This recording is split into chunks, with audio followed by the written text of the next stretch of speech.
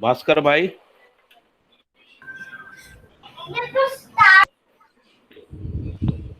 जी भैया। तो थोड़ा सा पीछे से पढ़ना शुरू कर देते हैं एक बार। जी 94 से है ना। 94 में उन्होंने वो न्याय के याचक का उदाहरण दे के समझाया, वहां से आप पढ़ पढ़ सकते हैं आप। जी व्यवहारवादी समाजशास्त्र अध्याय 4 पेज नंबर 94 पढ़िए। जी भैया, 5 लोग आए हैं अभी। कोई बात नहीं, पढ़िए ना, रिपीट करना है अभी तो।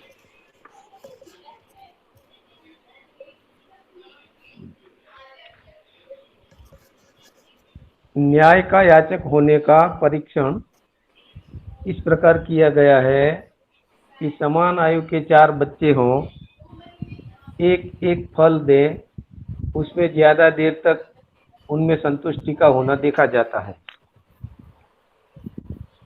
उनमें एक से एक कोई स्थिति ये हो गई है ना, फिर हाँ इसके बाद सेकंड सेकंड उन्होंने सेकंड, उदाहरण दिए।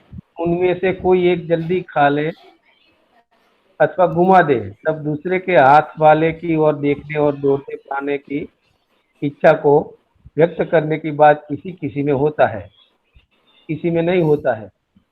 ज्यादा से ज्यादा 40% में होता है। हाँ। इसे 10 बच्चों के बीच में देखा गया है। तीसरे स्थिति में 10 में से किसी एक को 2 फल दे दिया। उस स्थिति में बाकी 9 बच्चे में से कोई न कोई उनको भी 2 फल होने की इच्छा व्यक्त करते हैं। हाँ। क्रम से सभी में आता है। चौथे हम्म। स्थिति में देखा गया है कि 10 में से 9 को फल दिया गया और एक को नहीं दिया गया। उस स्थिति में रोते हुए या छीनते हुए देखा गया। इस हाँ हाँ। प्रकार विविध विविध विविध विधि पूर्वक अध्ययन किया गया। सार संक्षेप में हर बच्चा न्याय चाहते हैं, इसी बात की पुष्टि होती है। किसी हम्म। को न देने पर भी, किसी को ज्यादा देने पर भी परेशानी बढ़ती है। इससे निष्कर्ष में यही निकलता है, हम किसी को वस्तु नहीं दिया, हमारे द्वारा ही किया गया अन्याय बच्चों को घायल करता है। हम्म। इसीलिए बच्चे न्याय का याचक हैं। किसी के हाथ में 2 फल दिए, यह भी हमारे ही द्वारा किया गया अन्याय है। हमारे अन्याय के प्रति सम्मति बाकी 9 बच्चे को नहीं हो पाता है। हाँ हाँ। उसके कथा को भांति भांति से व्यक्त करते हैं। शिक्षक से कपड़े या खिलौने आदि किसी भी आधार पर कार्य किया जा सकता है। यह भी हम अध्ययन किए हैं। हर बच्चे न्याय का अपेक्षा रखते हुए सही कार्य व्यवहार करने का इच्छुक है।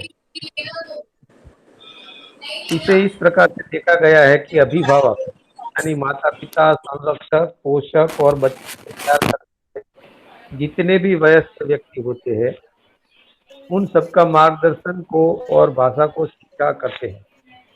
इससे पता लगता है कि जितने भी सिखाने वाले वयस्क और प्रौढ़ व्यक्ति जो कुछ भी सिखाते हैं, उसको बच्चे सीखते ही हैं। उनमें से जिन जिन मुद्दे पर बच्चे विश्वास करते हैं, उन्हें बराबर निर्वाह करते हैं। जिन जिन पर शंका होती है, उन पर अपनी कल्पनाशीलता को प्रयोग करते हैं। इससे पता चलता है कि सही कार्य व्यवहार करने के इच्छुक हैं। बच्चों में यह भी पाया गया है कि हर मानव संतान जब से बोलना आरंभ करता है, जो देखा सुना रहता है, उसी को बताने का प्रयत्न करता है और बताता है। देखा हुआ वही रहता है जहाँ वह शरीर यात्रा को आरंभ करता है। वहीं के घर द्वारा, आदमी, कुत्ता, बिल्ली, बड़े बच्चे, आकाश, धरती, सड़क, ये सब देखा ही रहता है। घर के सभी सदस्यों को पहचाना ही रहता है। इस विधि से बताने की सामग्री हर बच्चे में बोलने के पहले से बना ही रहता है। इससे पता चलता है कि अभिभावक, प्रौढ़, बुजुर्ग, उनके जितने भी पुरुषार्थ, कार्यकलाप, संभाषण, विशेषकर दृश्यमान जो देखे रहते हैं, श्रुतिमान जो सुने रहते हैं, सत्य व्यक्तता का आधार होना पाया जाता है। जैसे जैसे बड़े होते हैं, भाषा कोई सत्य नहीं है यह पता लगता है। भाषा से इंगित कोई वस्तु होना चाहिए, इस मुद्दे पर जब जूझना शुरू होता है तो परंपरा विविध मुद्रा से प्रस्तुत होता है। फलस्वरूप अपने मनमानी अथवा परंपरा की रूढ़ियों के अनुसार चलता है, पुनः अपने ही संतान को ऐसा कुछ विरासत में दे जाता है। पहले यह भी स्पष्ट किया गया है, राजगद्दी परंपरा से, धर्म गद्दी परंपरा से, शिक्षा गद्दी परंपरा से और व्यापार गद्दियों से सत्य सहज निष्कर्ष न निकलना ही मुख्य बात है पुनर्शोध का। इसी प्रकार धर्म और सत्य का मूल रूप किसी मानव संतान को समझ में न आकर रूढ़ियों के तहत अथवा किसी न किसी रूढ़ि के तहत अपने को समेट लेता है। शिशुकालीन देखी हुई सुनी हुई सत्य वक्तव्य समय के अनुसार बदलते हुए स्थितियों को देखकर सत्य सदा ही अर्थविहीन पीड़ा का कारण बना ही रहा। ये 96 पेज पूरा हो गया, 97 में आ रहे हैं। लेकिन जी इससे पहले मैं 2-3 बातें बोलना चाहता हूँ इसके संदर्भ में, जी भैया। कि ये जो बाबा जी का ने जो लॉजिक दिया है कि हर मानव संतान जन्म से न्याय का याचक होता है, सही कार्य व्यवहार करने का इच्छुक होता है और सत्य का वक्ता होता है। हम्म। ये जो लॉजिक दिया हुआ है, ये जो परंपरा में जो कुछ कहा गया, तो उसमें एक कहा गया कि मानव संतान जन्म से पापी पैदा होता है, ऐसा जो है बात बोली गई है ना। जी और जो धर्म है उसको इससे मुक्त करता है, पाप से मुक्त करता है, धर्म पूर्वक वो पाप से मुक्त होता है। और यही मान्यता राजगद्दी में भी रही है। तो राजगद्दियों में ये मान्यता रही है कि मानव जो है वो जन्म से धूर्त, चालाक, मक्कार, स्वार्थी होता है। ऐसी बात जो है वो जो राजनीतिक चिंतक लोग हैं उन्होंने ऐसी बात बोली। तो धर्म गद्दी ये कहती रही कि पापी पैदा होता है ना, और उसमें पाप करने का, अपराध करने का प्रवृत्ति रहता है। और जो राजगद्दियाँ हैं, प्लेटो के टाइम से ही, प्लेटो से यदि हम देखें तो तब से लेके अभी तक जो है ये मान्यता रही है कि जो मानव संतान है वो जन्म से धूर्त, चालाक, मक्कार, स्वार्थी होता है। और इसीलिए, क्योंकि वो ऐसा होता है, इसीलिए राज्य की आवश्यकता है, स्टेट की आवश्यकता। तो स्टेट की आवश्यकता को इसी आधार पे कि मानव जन्म से ही ऐसा होता है, इसलिए स्टेट की आवश्यकता है। और फिर स्टेट यानी जो राज्य है वो ऐसे लोगों को भय से यानी दंडाधिकार से उसको नियंत्रित करता है, और इसलिए राज्य के हाथ में दंडाधिकार दिया गया। और पहले ये जो दंड का अधिकार है वो धर्म गद्दी के पास भी रहा है। तो धर्म गद्दियाँ भी पहले दंडित करती रही हैं जब वो न्याय करती थी। और धर्म गद्दियों ने दोनों प्रकार से लोगों को दंड का की बात कही। एक तो यहीं पे दंड मिलेगा, और दूसरा ये कहा कि यदि यहाँ से बच गए तो आपको नर्क में दंड भोगना पड़ेगा, है ना, इस रूप में। तो यहाँ पर बाबा जी जो बात कर रहे हैं वो आदर्शवाद और भौतिकवाद से बिल्कुल डिफरेंट किस्म की बात कर रहे हैं ना। और वो कह रहे हैं कि मानव संतान जन्म से न्याय का याचक होता है, सही कार्य व्यवहार करने का इच्छुक होता है, सत्य का वक्ता होता है। और इसके पक्ष में उन्होंने एक तर्क दिया है, और ये भी कहा कि ये जो भी मानव में अन्याय की ओर प्रवृत्ति दिखती है वो मूल रूप से हमारी गलती के कारण से होता है। हमारी गलती का मतलब जो मानव परंपरा में शिक्षा है, जो मानव परंपरा में मान्यताएं हैं, है ना, उसके कारण से मानव में ये गलत करने का प्रवृत्ति आता है, और अन्याय के रूप में उसमें लड़ने झगड़ने का प्रवृत्ति बनता है, या फिर वो झूठ बोलने लगता है एक समय के बाद। तो ये बात हमको स्मरण में रखना चाहिए।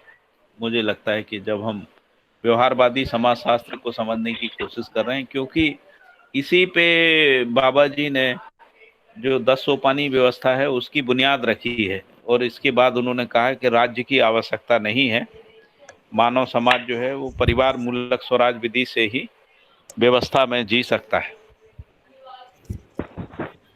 ठीक है ना भास्कर भाई? जी जी भैया। गंगवार जी ठीक बोल रहे हैं ना? सुनीता बहन गंगवार जी।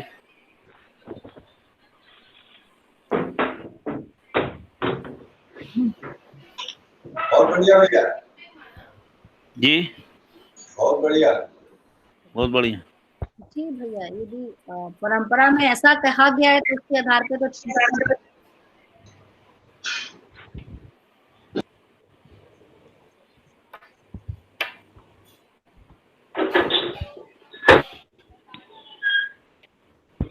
पूरा नहीं हुआ आपकी बात, आप कुछ बोल रहे थे सुनीता बहन।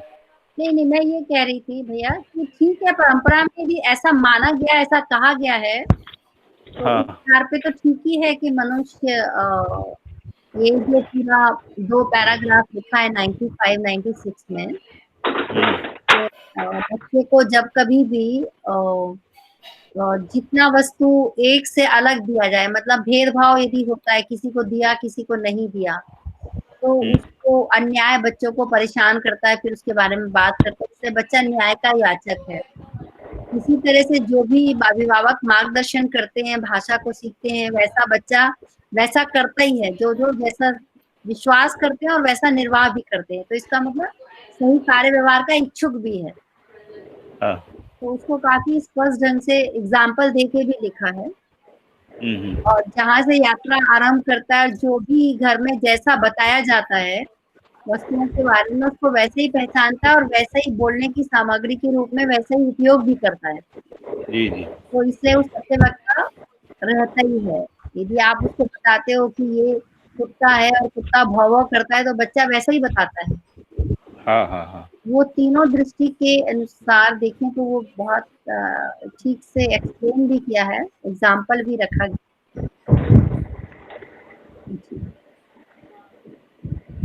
ठीक बात है। एक यहाँ पे एक जो सेंटेंस है, ये जरा मैं चाह रही थी कि व्यापार गद्दियों से सत्य सहज निष्कर्ष ना निकलना। मैं लास्ट की सेंटेंस पढ़ रही हूँ, आगे का नहीं पढ़ा। मुख्य बात है पुनर्शोध का, तो निष्कर्ष नहीं निकला। इस प्रकार धर्म और सत्य का मूल रूप किसी मानव संतान को समझ में न आकर रूढ़ियों के तहत अथवा किसी न किसी रूढ़ी के तहत अपने को समेट लेता है। मानव संतान की वो दूसरी चीज जो धर्म और सत्य ना समझ में आए, तो जो भी रूढ़ियां चल रही हैं, जो घर में जो भी परंपरा रहती है, उसको फॉलो करना, उसी को वो कह रहे हैं ना। शिशुकालीन देखी हुई सुनी सत्य वक्तव्य समय के अनुसार बदलते हुए स्थितियों को देखकर सत्य सदा ही अर्थविहीन पीड़ा का कारण भी बना रहा है। हाँ। ठीक बात है, रूढ़ी तो बदलती नहीं समय के अनुसार।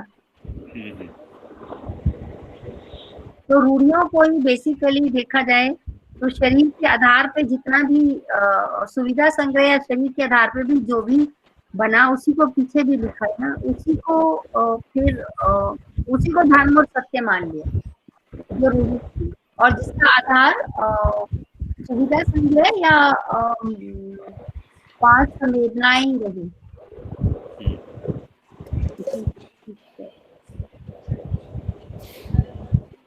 तो ये जो मैंने आपसे कहा कि जो हमारा आदर्शवादी और भौतिकवादी विचार परंपरा है, तो उसमें मूल मान्यता यही रही है। बीच में कुछ लोगों ने ये कहा कि मानव में केवल वो जन्म से धूर्त, चालाक, मक्कार, स्वार्थी नहीं होता है, लेकिन उसके बाद उसमें कुछ अच्छी प्रवृत्ति भी होती है।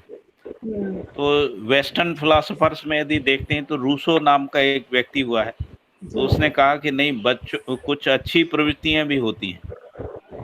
और यदि आप प्लेटो को पढ़ेंगे, प्लेटो का जो रिपब्लिक है, जिसके आधार पे ये पूरा स्टेट नेशन का जो वर्तमान जो ढांचा खांचा है, वो वहीं से निकला, प्लेटो से, प्लेटो के रिपब्लिक से। तो वो तो ये भी कहता था कि राजा की संतान भी ऐसे ही होती है, और केवल किसी विधि से, पता नहीं क्या कारण है कि जो दार्शनिक लोग होते हैं वो इससे अछूते रहते हैं, उससे बच जाते हैं, और इसीलिए दार्शनिक राजा का कॉन्सेप्ट आया। उन्होंने कहा राजा को दार्शनिक होना चाहिए।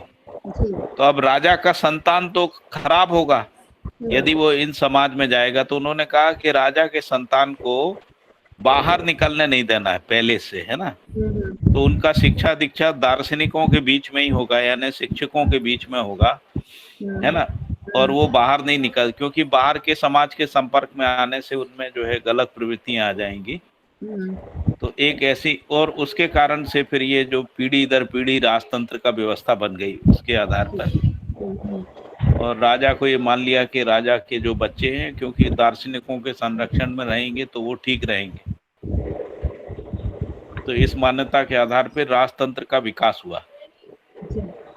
और वैसे ही धर्म सत्ता है जिसके उदाहरण अपन को देखने को मिलते ही हैं कि भय से नियंत्रित करने का प्रयास किया, और सभी परंपराओं की जो धर्म सत्ताएं हैं वो यही मानती हैं कि मानव जो है वो इस मृत्यु लोक में तो पापी ही होता है ना, तो इस पाप से उसको निकालने का काम धर्म सत्ता या धर्म गद्दियां या धर्म परंपराएं या साधना विधियां करती हैं, है ना। उनसे वो पाप से निकल के या कोई कर्मकांड विधि से, जैसे कुछ परंपराएं ऐसा भी कहती हैं कि ऐसे ऐसे वेद विहित कार्यों को करने से जो है आप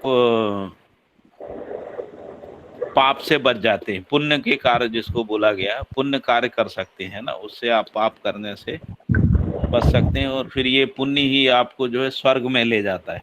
इस तरीके का प्रलोभन भी है। और जब बाबा जी ये कह रहे हैं कि मानव संतान मूल रूप से ऐसी है, तो फिर वो कह रहे हैं कि अब इसके बाद काम क्या है। यदि मान लीजिए वो न्याय का याचक ही है तो उसमें न्याय प्रदायी क्षमता को स्थापित करना है। वो सही कार्य व्यवहार करने का इच्छुक तो है ही जन्म से, तो उसको सही कार्य व्यवहार करने का शिक्षा देना है ना, ताकि वो दूसरों को भी सही कार्य पर व्यवहार करने की प्रवृत्ति को संप्रेषित कर सके। और वो सत्य का वक्ता तो है ही, तो उसमें सत्य के वक्ता की प्रवृत्ति का संरक्षण हो जाए, यानी हम ऐसा कोई वातावरण पैदा ना करें जिसके कारण से दबाव बस वो जो है, या प्रलोभन बस या भय बस जो है उसको असत्य बोलना पड़े, है ना। तो उसके आधार पे उन्होंने जो व्यवस्था दी,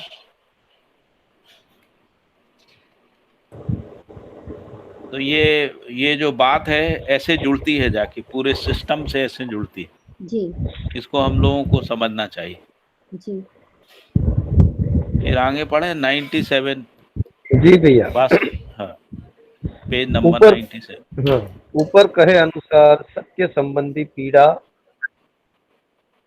मानव जाति पीढ़ी से पीढ़ी सच्चे से युग से युग बीता था। इस धरती पर यात्रा मोड़ अब ऐसी पेचीदा हो गई है जिसका वर्णन पहले किया जा चुका है।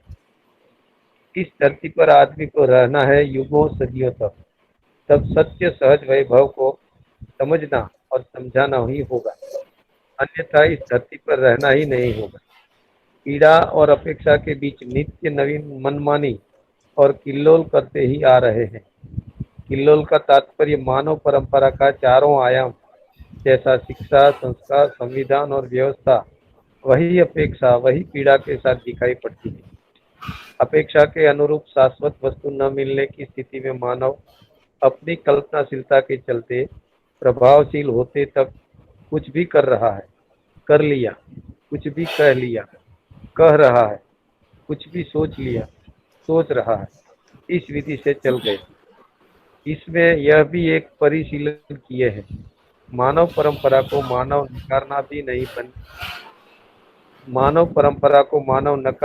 बन नहीं पा रहा, जबकि परंपरा सहज स्थिरता के स्थान पर अस्थिरता के लिए चारों आयामों को सजा चुका। अस्थिरता के लिए अनिश्चयता एक प्रधान मान्यता है। यह अनिश्चयता, अस्थिरता मानने के उपरांत ही मानव कुछ भी मनमानी करने को तत्पर होता है।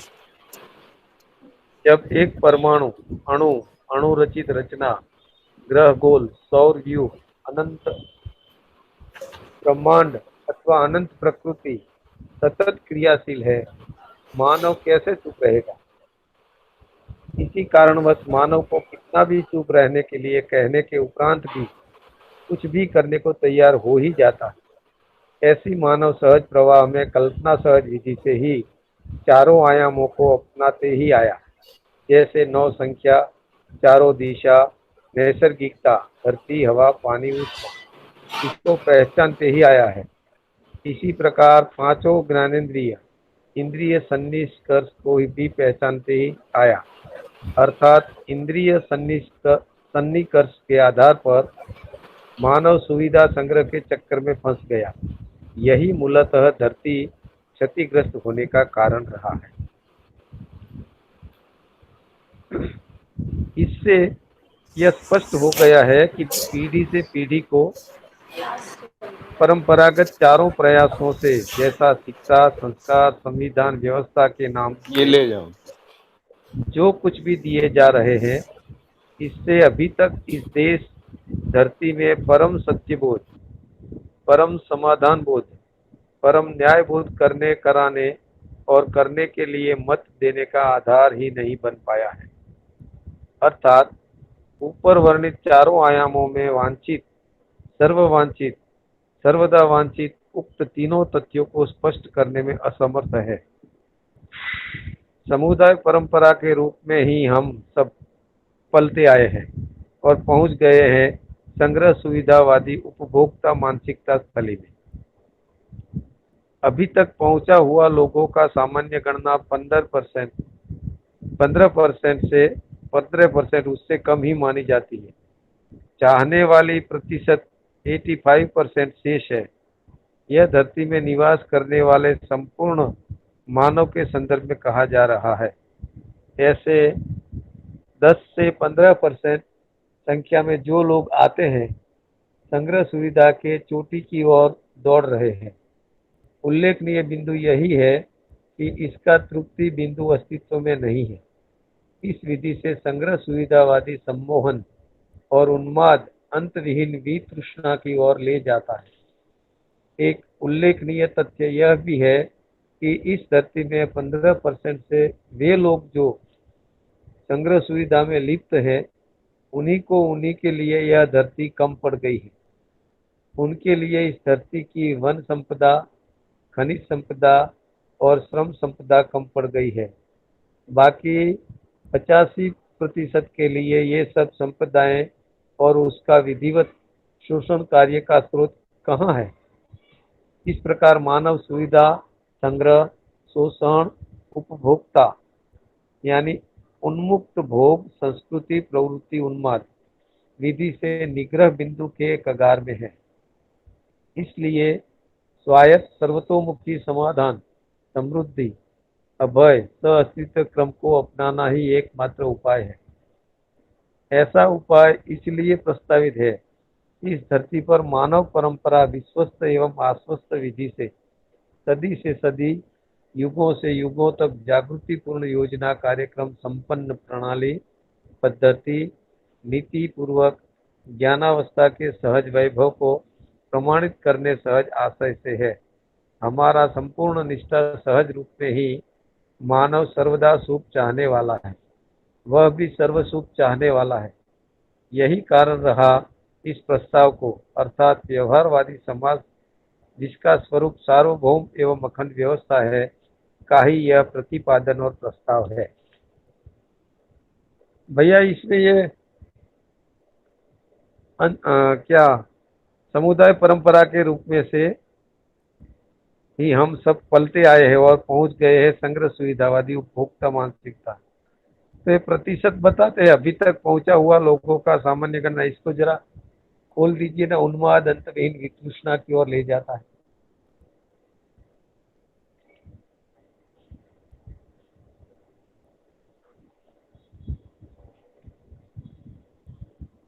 हेलो,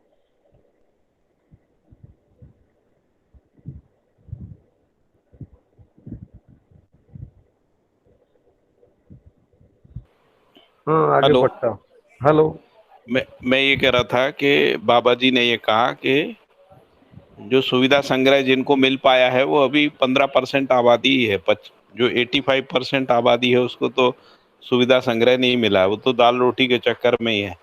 जी और जिन 15% लोगों को मिला है वो और ज्यादा सुविधा संग्रह की चोटी की ओर दौड़ रहे हैं। जी तो उसने इसीलिए उन्होंने लिखा कि इस विधि से सुविधा संग्रहवादी सम्मोहन और उन्माद जो है वो अंतविहीन वितृष्णा की ओर ले जा रहा है।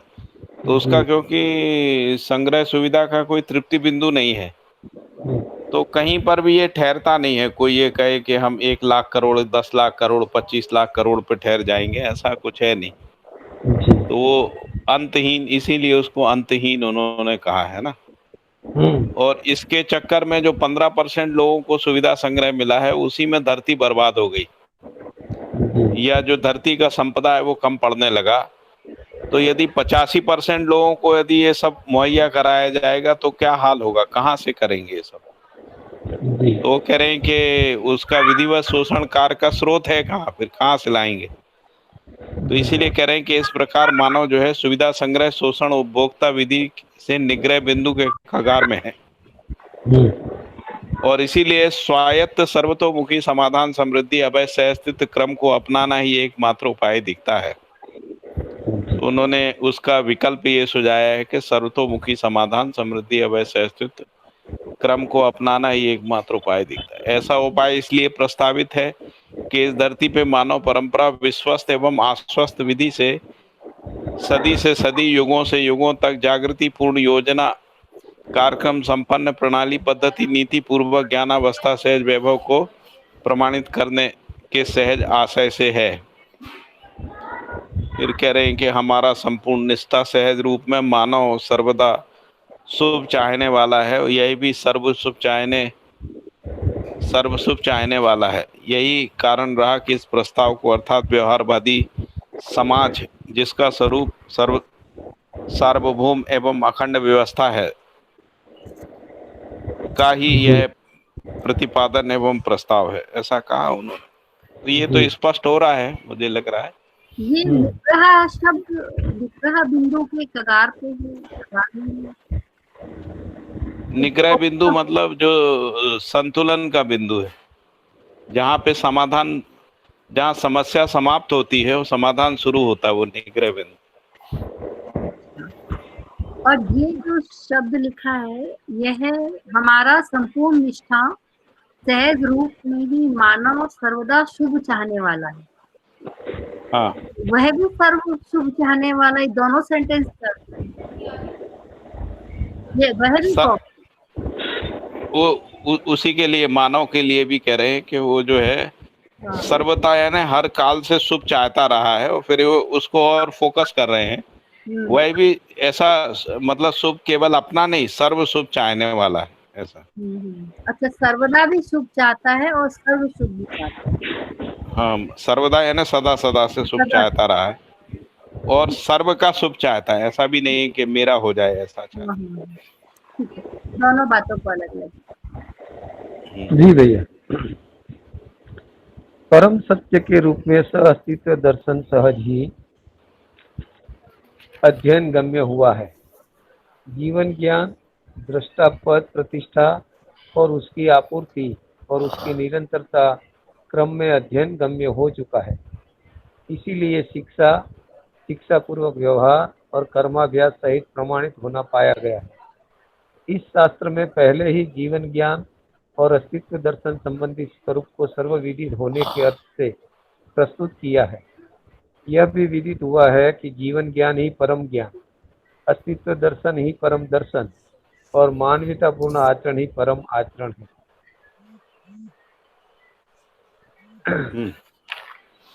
एक मानव सहज जाति एक, ये वाले पैरा में कुछ ऐसा मुद्दा नहीं है ना समझने वाला?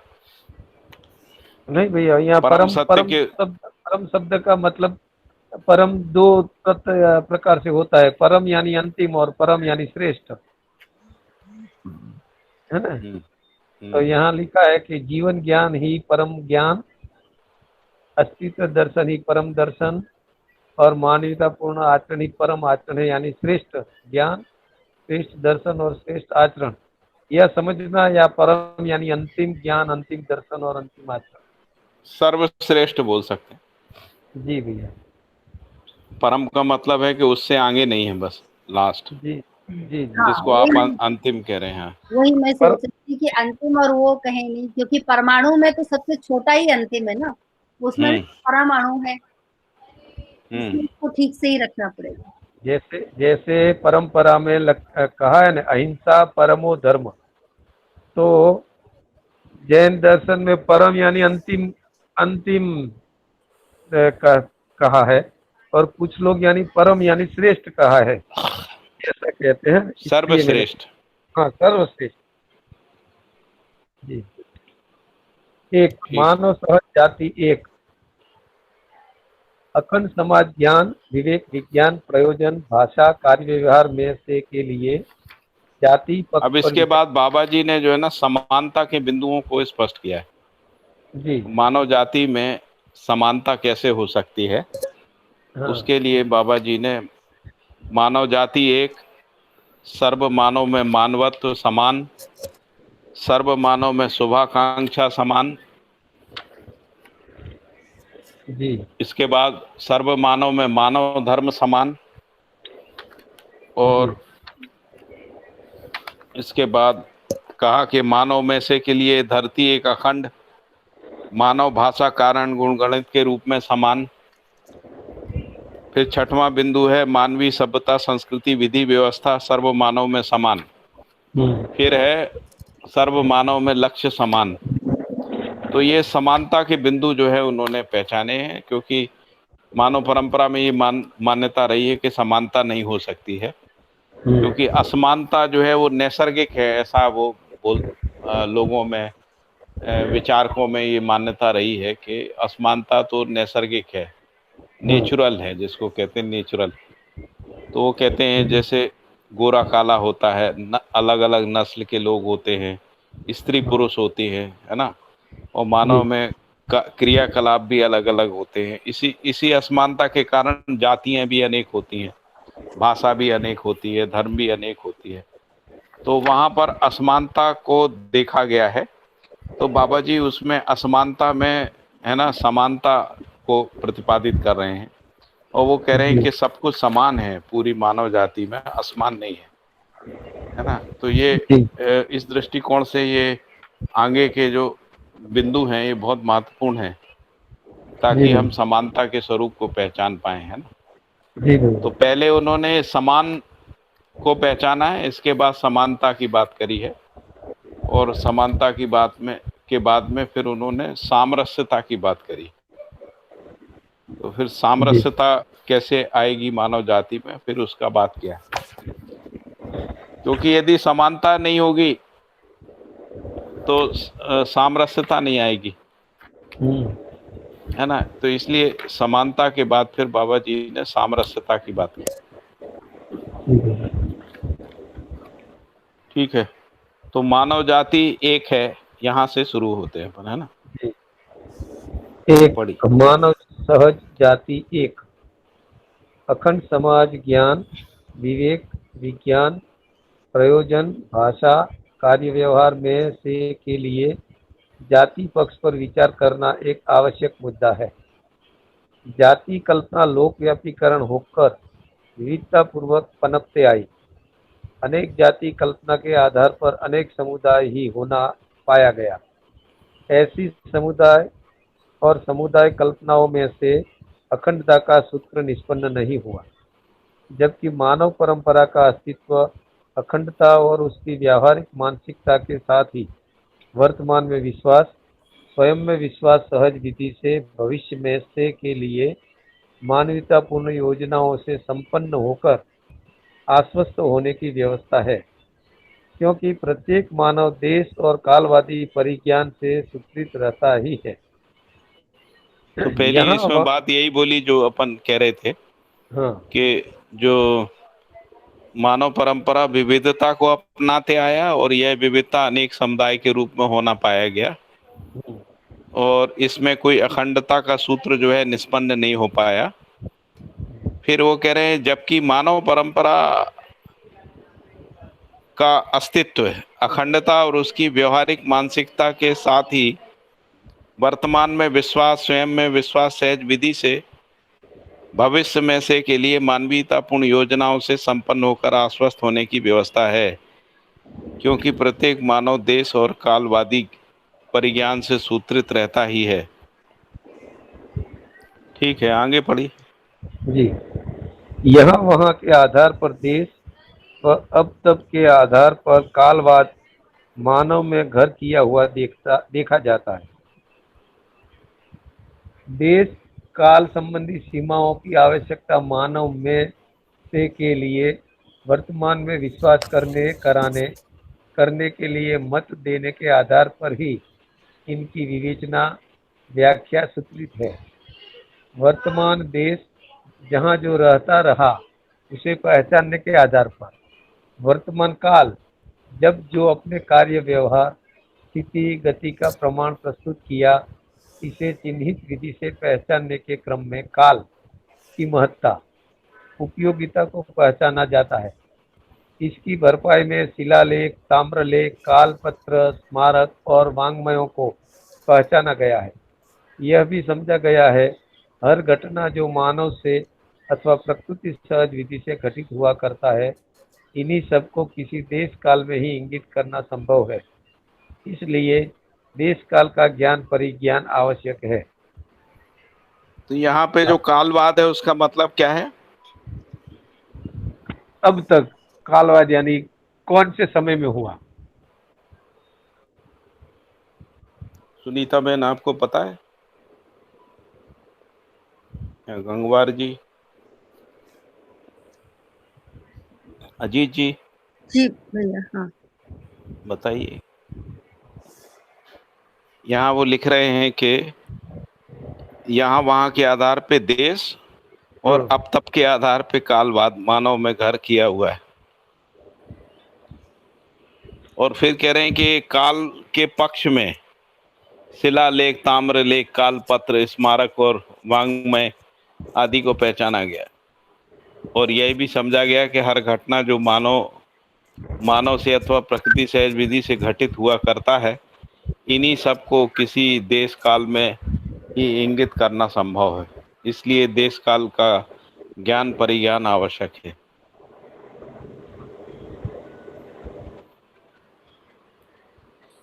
बेसिकली यदि देखें तो मानव को जो पहचान के आधार रहे, उसके आधार पे अपना अलग अलग पहचान के लिए ही उन सबको मेरे परंपरा में या इस पर्टिकुलर समुदाय में या इस देश में जो रहने वाले लोग क्या किए, इसको काल के आधार पे पहचानने की बात कर रहे हैं कि यहाँ पे रहने वाले लोग ये काम किए। हाँ, जो लोग यहाँ रहे और वहाँ रहे उसके आधार पे देश को पहचान लिया। हाँ, और अब तब के आधार पे काल को पहचान लिया। हाँ, कि अब किया और पहले किया, उसको पहचान विगत में किया जी। और यदि इसको वैसे विस्तार में जाएंगे तो हमारे यहाँ जो कालवाद है, जैसे सतयुग, त्रेता, द्वापर और कलयुग आदि है जी। जैन दर्शन में भी एक कालवाद है। हाँ। जिसमें वो कह रहे हैं कि अभी ये वाला वो समय चल रहा है, संवत्सर क्या बोलते हैं उसको, और इसमें तो ऐसे ही होगा, अभी तो और खराब स्थिति आएंगी आदि आदि। जी। तो काल सापेक्ष मानव को पहचानने का प्रयास किया कि एक इस काल में मानव ऐसा करता है, उस काल में मानव ऐसा होता है जी। ऐसा जैसे सतयुग, त्रेता में, कलयुग में, अभी कलयुग चल रहा है, सतयुग में ऐसा होता था। हाँ, सतयुग में ऐसा होता है। एक कालवाद जो है अभी ऐसा है, पहले वैसा था, अब तब के आधार पर कालवाद मानव में घर किया हुआ। देश काल संबंधी सीमाओं की आवश्यकता मानव में से के लिए वर्तमान में विश्वास कराने और करने के लिए मत देने के आधार पर इसकी विवेचना व्याख्या सूत्रित है। वर्तमान मत देने का मतलब क्या हो? अनुमोदन करना, जिसको जी। कृतकारित अनुमोदन होता है ना, कृतकारित अनुमोदन। हाँ। जी। उसी को मत देना, सम्मति देना है ना, सहमति देना, उसको मत देना बोला। मत यानी वोट देना नहीं है, वोट भी सम्मति ही होती है ना, मत। हाँ, और ये काल गणना की परंपरा जो है संवत्सर, वो भी इसी कालवाद के आधार पर ही हुई है ना भैया? हाँ, संवत्सर जो मैं बोल रहा था ना, जो है वो जैसे जैनों का है अलग, क्रिश्चियनिटी का अलग है, हिंदुइज्म का विक्रम संवत है, हाँ, सबका और इस्लाम का भी अलग अलग है। तो वो कहते हैं अभी आप कुछ भी कर लीजिए, आदमी ऐसे ही रहेगा, ऐसा ऐसा जी मानते। जी भैया, पढ़ूं आगे? और उसके पक्ष में तर्क भी हैं बहुत सारे, उन्होंने तर्क गढ़े हैं, किताबें लिखी गई हैं, स्मारक हैं, कालपत्र, ताम्रपत्र आदि सब हैं। उसके आधार पे एक इतिहास बना दिया है ना। उस समय का इतिहास ऐसा है, वैसा है इतिहास ऐसा। ये समझ में आ गया क्या आपको? जी भैया। चलिए फिर आगे पढ़िए। हर मुद्दे पर आवश्यकता और अनावश्यकता का निर्णय हम इस विधि से पाते हैं कि निश्चित लक्ष्यगामी स्थिति गति के लिए प्रेरक सहायक होने के सभी तथ्यों को आवश्यकता के अर्थ में और इसके विपरीत अर्थात लक्ष्य के विपरीत सभी प्रकार की देश काल में हुई घटनाएं मानव परंपरा के लिए अनावश्यक है। संपूर्ण मानव का मूल लक्ष्य इसकी अक्षुण्णता, अखंडता, सार्वभौमता ही है। इसका प्रमाण स्वरूप समाधान, समृद्धि, अभय सह अस्तित्व है। यह दायित्व, कर्तव्य, संज्ञानशीलता, संवेदनशीलता पूर्वक हर मानव में से के लिए समान रूप से आवश्यक और समीचीन होना और सार्थकता का मूल्यांकन होना तथा नित्य उत्सव होना पाया जाता है। इसी अर्थ में आवश्यकता और अनावश्यकता का वर्गीकरण हो पाता है। लक्ष्य और प्रमाण के सार्थकता, सामरस्यता, सहज सभी स्मृति, साक्षात्कार, अनुभव, ज्ञान, दर्शन, व्यवहार, व्यवस्थाएं नित्य गति रूप से सार्थक होना पाया जाता है। इसी क्रम में जीवन ज्ञान, अस्तित्व दर्शन, परिवार मूलक स्वराज्य व्यवस्था, परिवार मानव, स्वायत्त मानव, संयोजन योजन कार्य विधि से मानव परंपरा युगों युगों तक सफल होने का मार्ग प्रशस्त है। पहले इस तथ्य को स्पष्ट एक किया मिनट जाए। इस पे चर्चा कर लें अपन थोड़ा सा। हाँ हाँ भैया जी हाँ, इस पे कर लेना ठीक रहेगा। पढ़ लूं दूसरी बार? नहीं नहीं, हाँ कोई सुनीता बहन समझाएंगी क्या है, या गंगवार भाई जी भी समझाएंगे, क्या समझ में आया उनको? गंगवार जी आवश्यकता, कुछ हाँ। बताइए क्या समझ में आया। अजीत जी आप बताइए। नहीं, सुनीता बहन बताइए। जी भैया, मुझे थोड़ा सा इसमें वो करना पड़ेगा, टाइम लगेगा मुझे। अच्छा थोड़ा सा एक बार दोबारा पढ़ना पड़ेगा, तब मैं ठीक से बता पाऊँ। पढ़िए, दोबारा आप ही पढ़िए। जी किताब है आपके पास? जी जी है। पढ़िए, फिर आप दोबारा पढ़िए। तुझे करना है, जल्दी खा लेते हैं। फिर नीनू आ रही बहुत तेज। हाँ नीनू आ रही, यार आप खाते हो? अच्छा ये लो, ये देखो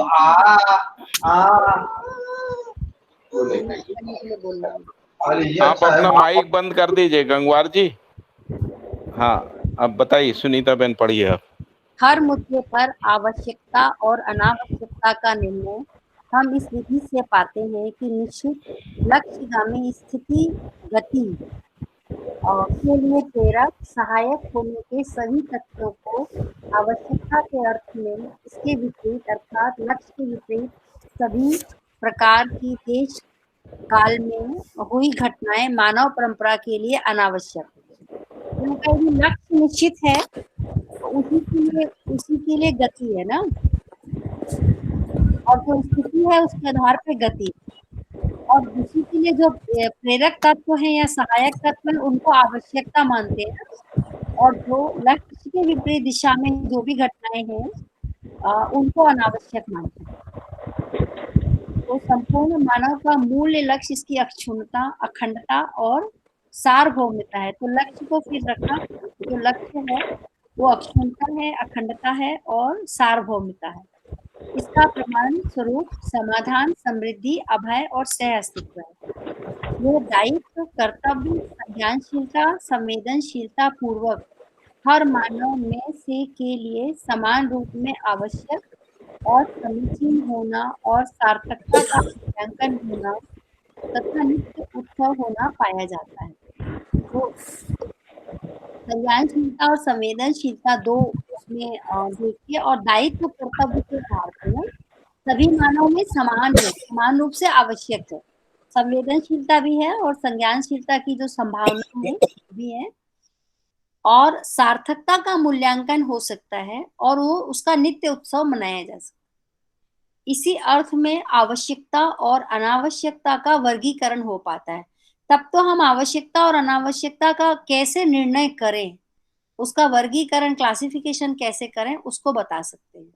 नहीं तो आवश्यक क्या है, अनावश्यक क्या है, उसको देख पाना मुश्किल हो जाता है। लक्ष्य और प्रमाण के सार्थकता। लक्ष्य क्या है और प्रमाण क्या है? सामरस्यता, सहज, सभी, श्रुति, स्मृति, साक्षात्कार, अनुभव, ज्ञान, दर्शन, व्यवहार, व्यवस्थाएं नित्य गति रूप में सार्थक होना पाया जाता है। इसी क्रम में जीवन ज्ञान, अस्तित्व दर्शन ज्ञान, अस्तित्व दर्शन, परिवार मूलक स्वराज व्यवस्था, परिवार मानव, स्वायत्त मानव, संयोजन, योजन, कार्य विधि से मानव परंपरा युगों युगों तक सफल होने का मार्ग प्रशस्त है।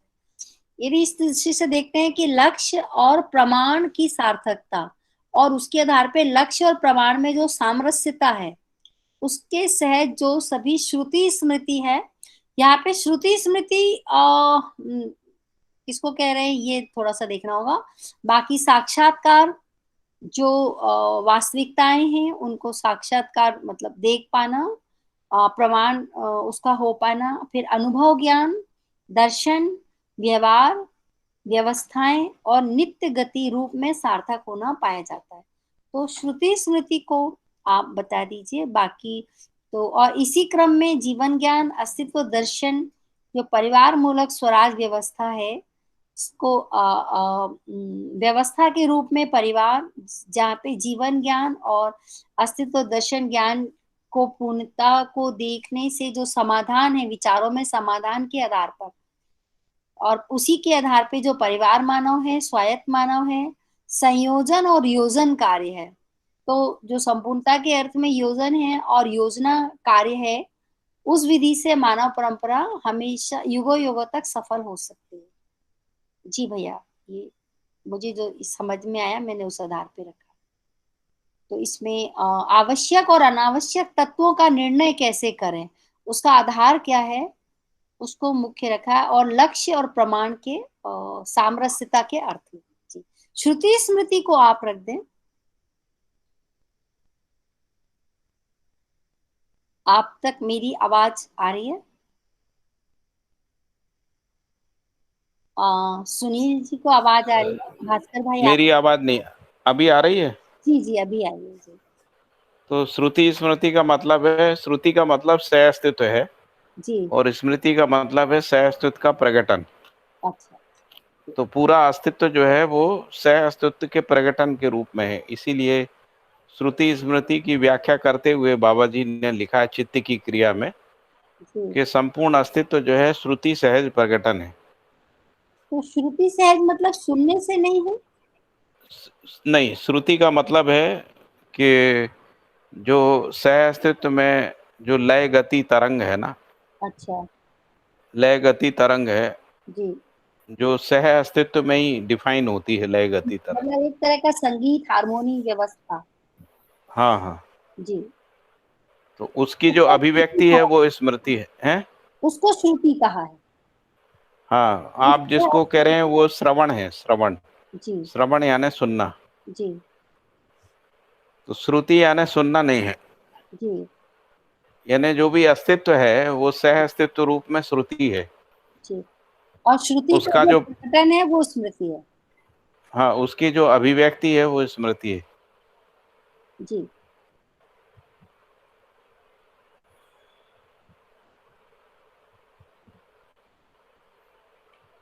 तो और बताइए, ये हो गया स्पष्ट?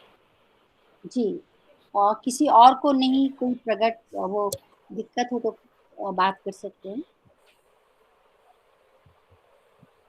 भास्कर भाई, आपको हो गया? अजीत जी, आपको कुछ इसमें? इसमें पाठक जी सीरियस मसला है। सीरियस है ना मसला? हाँ। हाँ, क्योंकि जितने भी लोग अभी बोले हैं सुनीता बहन और वो, हाँ, तो मुझे लगता है अगर ये लोग ठीक समझे इसको तो मुझे फिर गलत समझ में आया है। बताइए आपको क्या समझ में आया वो बताइए। हाँ, वो थोड़ा कंफर्म करना पड़ेगा। हम्म। उसमें मुझे ये समझ में आया कि यहाँ बाबा जी ये कह रहे हैं कि आज तक जो है ना हम इतने भटके रहे हैं कि हम सही गलत और आवश्यक अनावश्यक क्या है हमारे लिए वो हम डिसाइड नहीं कर पाए हैं। हम्म। तो वो डिसाइड क्यों नहीं कर पाए उसकी वजह ये रही कि भाई हमारे पास उसके पैरामीटर्स नहीं थे, आवश्यक अनावश्यक। तो यहाँ ये पैरामीटर दे रहे हैं लक्ष्य को। हेलो। हाँ हाँ बोलिए। तो लक्ष्य में वो ये कह रहे हैं कि भाई सर हर आदमी का जो लक्ष्य जो है ना वो है अक्षुण्णता, अखंडता और सार्वभौमता। ये किसकी? मानवीयता की अक्षुण्णता, मानवीयता की अखंडता और मानवीयता की सार्वभौमता। ये लक्ष्य है। और इसका जो प्रमाण है भी ये सही लक्ष्य है गलत लक्ष्य कैसे पता लगेगा? इफ इट लीड्स टू समाधान समृद्धि अभय से अस्तित्व, यानी कि इसका अगर प्रमाण आता है ये तो हमारा लक्ष्य ठीक है, अदरवाइज हमारा लक्ष्य जो है ठीक नहीं है। तो इसके बाद में इन्होंने ये कहा कि भाई इसका जो आवश्यकता का और अनावश्यकता का जो वर्गीकरण है वो इसी विधि से हो पाता है। और इस विधि तक पहुंचाने के लिए जो भी श्रुति स्मृति है, जैसे गीता एक श्रुति स्मृति है, जीवन विद्या या मध्यस्थ दर्शन का जो वांग में है ये भी श्रुति स्मृति ही है हमारे लिए। अब तक ये अगर साक्षात्कार हो पाता है, यानी कि इसमें अगर हमें अर्थ स्पष्ट हो जाता है और फिर वो ठीक से समझ में भी आ जाता है, यानी कि अनुभव भी उसका हो जाता है, और उसके आधार पे ही अगर कोई व्यवस्थाएं और ये सब निकल के आती हैं जो हमें समाधान समृद्धि अभय सहस्तित्व इसकी तरफ ले जाती हैं, तो ही हम आवश्यक और अनावश्यक का हमारा जो है ना वो क्लासिफिकेशन ठीक है।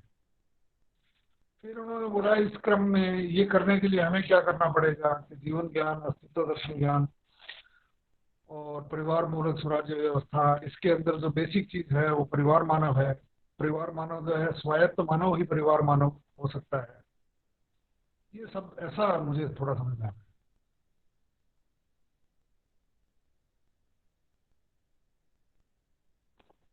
हेलो। हेलो। मुझे लगता है जो आपने कहा वो ठीक ही कहा, और सुनीता बहन ने भी कुछ ऐसे ही बोला था, अच्छा। लेकिन आपने थोड़ा और स्पष्ट किया उसको। यहाँ मूल बात तो यही कह रहे हैं कि जो लक्ष्य है, जो हाँ। समाधान समृद्धि अभय सहअस्तित्व लक्ष्य के रूप में यदि हम इस प्रमाण को पहचानते हैं, तो ये जो स्थिर लक्ष्य है ना, इसके मूल का कारण क्या है? क्योंकि अस्तित्व सहअस्तित्व रूप में जो है उसमें अक्षुण्णता, अखंडता और सार्वभौमता है, इसीलिए मानव के लक्ष्य में एक निश्चितता है हाँ, ना। पहले बोलते रहे जिसको ना अपने हाँ भाषण में भी समाधान अपना अपना होता है और सत्य भी हाँ अपना हाँ, अपना होता है ना। स्थिर लक्ष्य पहचान नहीं पाए। हाँ, तो तो वो जो पहले लक्ष्य जो को लक्ष्य पहचान पहचानते रहे वो भाई, आवश्यकता अनावश्यकता के आधार पर पहचानते रहे। जैसे कोई जैसे इस पैराग्राफ में अपने इसमें भी देख सकते हैं कि जैसे मेरा लक्ष्य दारू पीना है, तो दारू पीने के लिए जो भी मांग में है और ये है वो उसके लिए ठीक है। एक को नहीं पीना है तो वो उस टाइप का मांग में ठीक है, तो हम कहीं पहुंच नहीं पाते हैं। तो यहाँ बाबा जी ये कह रहे हैं भाई निरीक्षण परीक्षण और सर्वेक्षण विधि से हम ये पता कर सकते हैं किसी भी चीज के बारे में कि ये सर्व स्वीकृत यानी कि सार्वभौम है कि नहीं, है ना। और इसके प्रमाण में ये जो है ना समाधान होता है या समस्या होती है हमारे को, अमीरी गरीबी में हम रहते हैं या समृद्धि पूर्वक भी पाते हैं। ये चेक पॉइंट्स हो गए अपने लिए। इसमें फिर ये बात मेरे भी समाधान अपना अपना, समाधान एक है। तो पहले उन्होंने कहा कि मानव जाति अखंड समाज के रूप में है, दूसरी बात बोला कि ये जो देश और काल के आधार पे विभाजन है वो ठीक नहीं है ना। फिर तीसरी बात उन्होंने ये कहा कि लक्ष्य एक जैसा ही है सबका, पूरी मानव जाति का लक्ष्य एक है, और इन तीनों के आधार पे पता लगता है कि अक्षुण्णता, अखंडता और सार्वभौमता ही अस्तित्व का लक्षण है। तो वो जो मानव जाति एक है उसके संदर्भ में ये एक तीसरा तर्क है उनका, है ना। आगे बढ़ते हैं। ये चौथा पैराग्राफ है। जी पढ़ू? हाँ पढ़िए। जी, पहले इस तथ्य को स्पष्ट किया जा चुका है, स्वायत्त मानव अस्तित्व सहज सह अस्तित्व वैभव के रूप में स्वयं में विश्वास, श्रेष्ठता के प्रति सम्मान, प्रतिभा और व्यक्तित्व में संतुलन, ज्ञानता के व्यवहार में सामाजिक स्वरूप में प्रतिष्ठा है। यह जीवन ज्ञान अस्तित्व दर्शन मूलक विधि से लोकव्यापी कारण होने के तथ्य को स्पष्ट किया है। ऐसे प्रत्येक मानव के सार्थक, सफल और परिवार मूलक व्यवस्था का धारक वाहक होना पाया जाता है।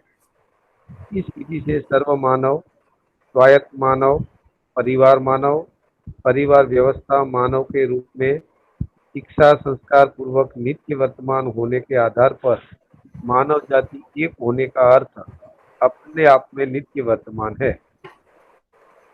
हाँ, तो यहाँ पे क्या बात कह रहे हैं ये समझ में आ रहा है? पूरा कर लीजिए पैरा, फिर करते हैं। हाँ पैरा पूरा। हाँ, अस्तित्व सहज सह अस्तित्व विधि ही इसका मूल सूत्र है। सह अस्तित्व में ही मानव परंपरा, समाधान, संपत्ति, अभय, वर्तमान में विश्वास, जीने की कला, विचार शैली और अनुभव बल में साम्यरसता होना पाया जाता है। इसकी संभावना नित्य समीचीन है, इसीलिए मानव जाति एक है।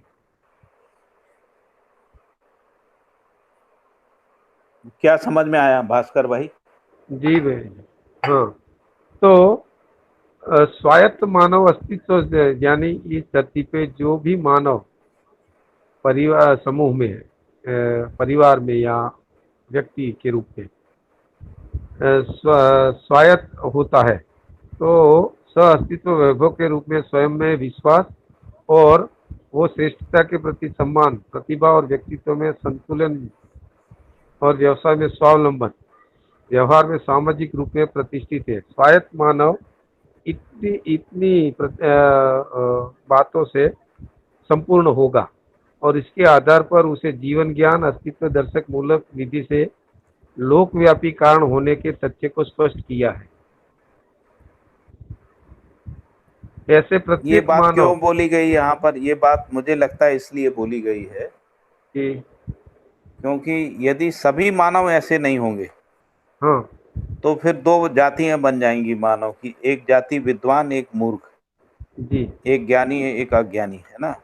हाँ जी, एक प्रतिभाशाली, एक प्रतिभा विहीन, है ना। एक स्वावलंबी और एक जो है गैर बेरोजगार। हाँ, एक सामाजिक, एक गैर सामाजिक, ऐसा दो जातियां बन जाएंगी। तो मानव सहज एकता नहीं सिद्ध होगी। हाँ, तो फिर जो मानव जाति एक है वो सिद्ध नहीं होगा। जी, तो वो कह रहे हैं कि जो जागृत मानव परंपरा है उसमें सभी मानवों में ये लक्षण देखने को मिलते हैं जिनको अपन स्वायत्त मानव कह रहे हैं। हाँ, तो ये कैसे संभव है इतनी सारे लोगों के बीच में? तो वो कह रहे हैं कि शिक्षा संस्कार पूर्वक ये संभव, शिक्षा संस्कार पूर्वक उसका लोक व्यापीकरण करने के अर्थ में ये हो सकता है। जी भैया। तो उन्होंने कहा कि जीवन ज्ञान और अस्तित्व दर्शन ज्ञान मूलक विधि से लोक व्यापीकरण होने के तत्व को स्पष्ट किया है। और फिर इसमें यह भी कहा कि ऐसे प्रत्येक मानव सार्थक, सफल, परिवार मूलक व्यवस्था का धारक वाहक होना पाया जाता है। इस विधि से सर्व मानव, स्वायत्त मानव, परिवार मानव, व्यवस्था मानव के रूप में शिक्षा संस्कार पूर्वक नित्य वर्तमान के आधार पर मानव जाति एक होने के अर्थ में नित्य अपने आप में नित्य वर्तमान है ना। जी, नहीं तो मानव जाति अलग अलग हो जाएगी, है।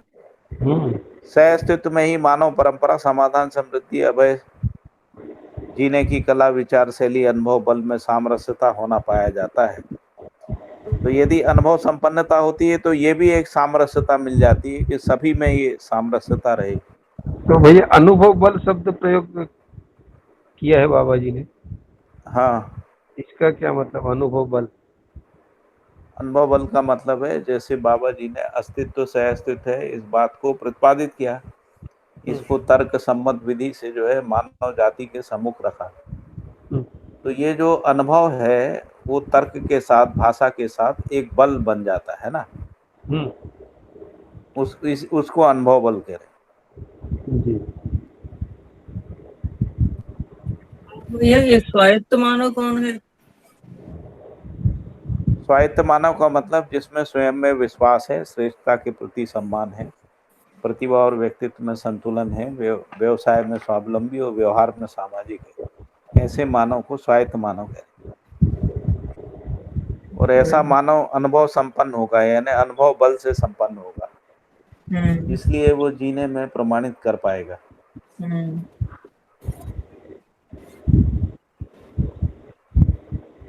ओके भैया।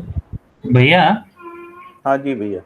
ये स्वयं में जो विश्वास की बात होती है वो किस आधार पे होगा?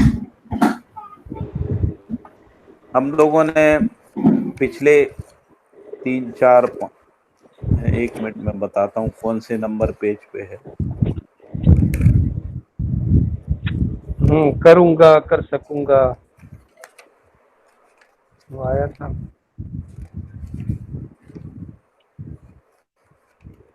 ये पेज नंबर 79 का जो नीचे वाला पैराग्राफ है उसमें लिखा है स्वायत्त मानव स्वयं के प्रति विश्वास। और स्वयं में विश्वास का तात्पर्य है व्यवस्था के रूप में जीने और समग्र व्यवस्था में भागीदारी करने में विश्वास से है। ऐसा स्वयं में विश्वास को डिफाइन किया, यानी हम व्यवस्था में जी सकते हैं और समग्र व्यवस्था में भागीदारी कर सकते हैं, इस बात का विश्वास, इसी को स्वयं में विश्वास कह रहे हैं।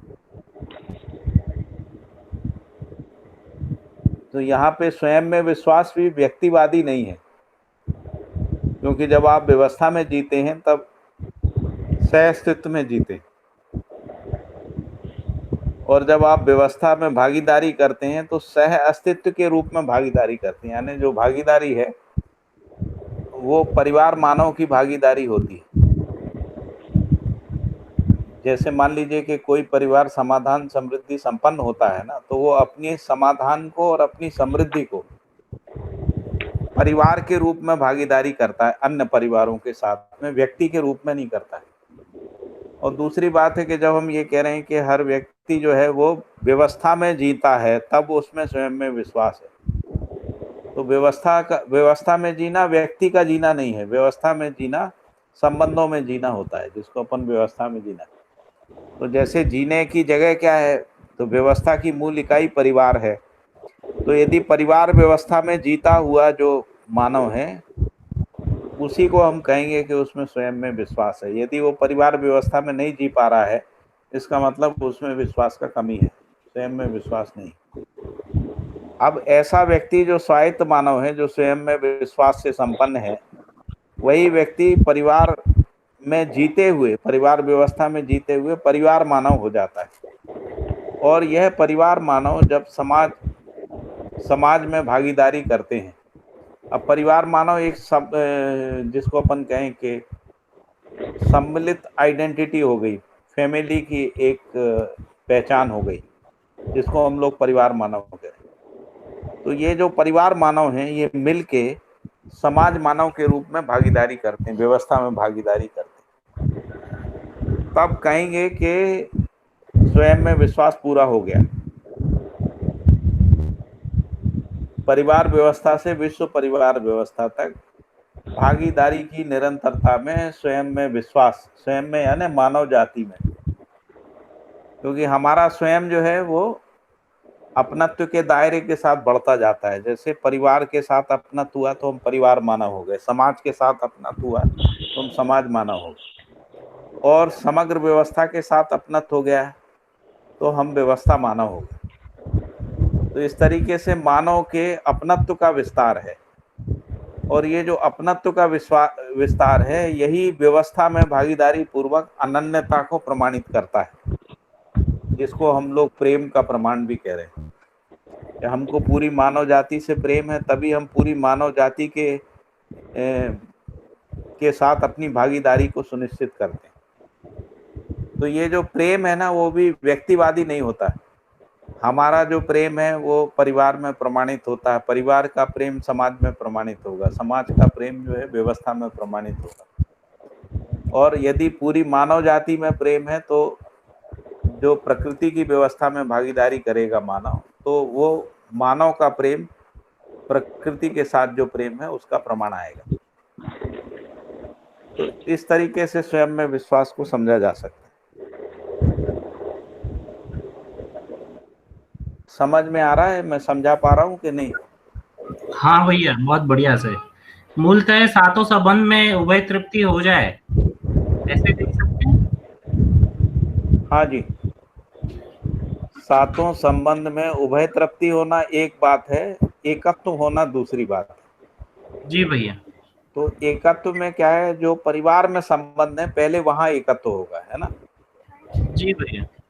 तो जो हम एक एक करके व्यक्ति हैं, जब हम एक एक करके व्यक्ति सभी संबंध को आपस में पहचान लेते हैं और मूल्यों का निर्वाह करते हैं, सभी लोग अपने कर्तव्य दायित्व का निर्वाह करने लगते हैं, तो इस स्थिति में परिवार एक इकाई बन जाता है ना? तब वो परिवार का आचरण होता है। जैसे बाबा जी ने एक उदाहरण दिया था ना, कि अकेले व्यक्ति में कोई आचरण नहीं होता है, आचरण का प्रमाण नहीं होता, अकेले व्यक्ति में कोई सार्थकता सिद्ध नहीं होती जी। अकेले व्यक्ति में कोई कार्यक्रम सिद्ध नहीं होता है। और इसके लिए बाबा जी ने उदाहरण दिया था, जैसे परमाणु के अंश का कोई आचरण नहीं होता। परमाणु के अंश का आचरण जब वो परमाणु की व्यवस्था में भागीदारी करते हुए ही उसके आचरण का प्रकाशन होता है। तो जो आचरण परमाणु के आचरण का प्रकाशन होता है, वो एक अंश के आचरण का प्रकाशन नहीं है ना, वो सह अस्तित्व में जितने भी अंश हैं परमाणु में, उन सबके सह अस्तित्व में उसके आचरण का प्रकाशन होता है। और इसीलिए उन्होंने कहा कि यदि हम परमाणु का विखंडन कर दें तो परमाणु का आचरण नहीं बचता है। इसी प्रकार से अणु का विखंडन कर दें तो अणु का आचरण नहीं बचेगा। तो जैसे अणु को हमने परमाणु के रूप में तोड़ दिया, उस समय परमाणु का आचरण होगा, अणु का आचरण नहीं होगा। तो उसी तरीके से परिवार का आचरण व्यक्ति का आचरण नहीं होता है ना? तो जिसको हम लोग स्वयं में विश्वास कह रहे हैं, वो परिवार मानव है। परिवार मानव का मतलब है कि जो परिवार में जितने भी लोग सदस्य हैं, उनके साथ संबंध को पहचानते हुए कर्तव्य दायित्व और विश्वास सम्मान मूल्यों के निर्वाह की निरंतरता के रूप में जीते हुए हम एक इकाई हो गए। क्योंकि एक इकाई होंगे तभी हम व्यवस्था में भागीदारी कर पाएंगे, तभी हम समृद्धि का सदुपयोग कर पाएंगे। नहीं तो परिवार में ही झगड़ा हो जाएगा कि आपने क्यों दे दिया, आप कौन होते हो देने वाले, है ना? हम लोगों ने इतनी मेहनत से कमाया। तो इसलिए तो जब तक एक नहीं होंगे तो भागीदारी नहीं होगी। और यदि मान लो किसी ने मनमानी करके दे दिया, उस स्थिति में कॉन्फ्लिक्ट हो जाएगा परिवार में। जी भैया। ठीक है, समझ में आ रहा है? हाँ भैया, स्पष्ट हो रहा है। तो वैसे ही जब परिवार समूह में एकत्व हो गया, अब परिवार समूह का एक निश्चित आचरण जो है वो आ गया, तब परिवार समूह जो है वो ग्राम व्यवस्था में भागीदारी करेगा। तो ग्राम व्यवस्था में भागीदारी कोई व्यक्ति नहीं करेगा, वो ग्राम समूह करेगा। लेकिन ग्राम समूह का प्रतिनिधित्व कोई व्यक्ति ही करेगा, इस तरीके से। तो इस तरीके से जिसको अपन कह रहे हैं कि स्वायत्त मानव भी बना रहेगा हर स्थिति में, और वो परिवार मानव, समाज मानव, व्यवस्था मानव के रूप में भागीदारी भी करता रहेगा। तो एक प्रकार से हम संतुलन के बिंदु को पहचान सकते हैं कि हमारा अपना होना, जिसको अपन स्वत्व कह रहे हैं, वो भी बना रहेगा और स्वतंत्रता स्वराज्य भी प्रमाणित होता रहेगा। तो इसीलिए जो समाज का आचरण है उसमें परिवार का आचरण विलय हो जाता है, समाज का एक नया आचरण पैदा होता है। उसी तरीके से समाज का आचरण राष्ट्र के आचरण में विलय हो जाता है, राष्ट्र का एक नया आचरण पैदा होता है और सभी राष्ट्रों का आचरण मिलके मानव जाति का आचरण होता है, जिसको हम लोग मानवीय आचरण कह रहे हैं। वो मानवीय आचरण की व्याख्या जो है बाबा जी ने मानवीयतापूर्ण आचरण के रूप में दर्शनवाद शास्त्र संविधान में की है ना, जिसको अपन मानवीयतापूर्ण आचरण कह रहे हैं। वो पूरा मानवीयतापूर्ण आचरण एक व्यक्ति का आचरण नहीं है ना। तो इस तरीके से सह अस्तित्व में स्वायत्त मानव ही परिवार मानव, समाज मानव, व्यवस्था मानव के रूप में स्पष्ट होता है। तभी मानव जाति एक है, ये बात सिद्ध होती।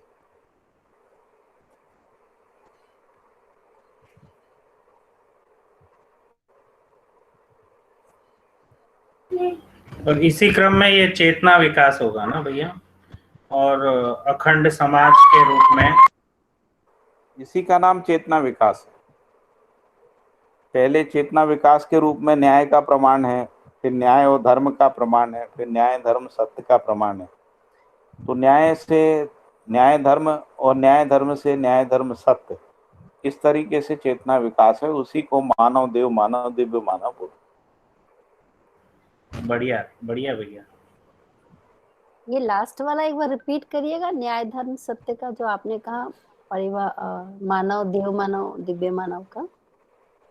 पहले न्याय का प्रमाण है, जिसको अखंड समाज कह रहे हैं जी, है ना। फिर इसके बाद सार्वभौम व्यवस्था के रूप में जी, धर्म का प्रमाण है, जिसको जी, अपन अखंड समग्र व्यवस्था कह रहे हैं। जी, और इसके बाद सार्वभौम व्यवस्था के रूप में सत्य का प्रमाण है, जिसको है ना अखंड समाज सार्वभौम व्यवस्था कह रहे हैं।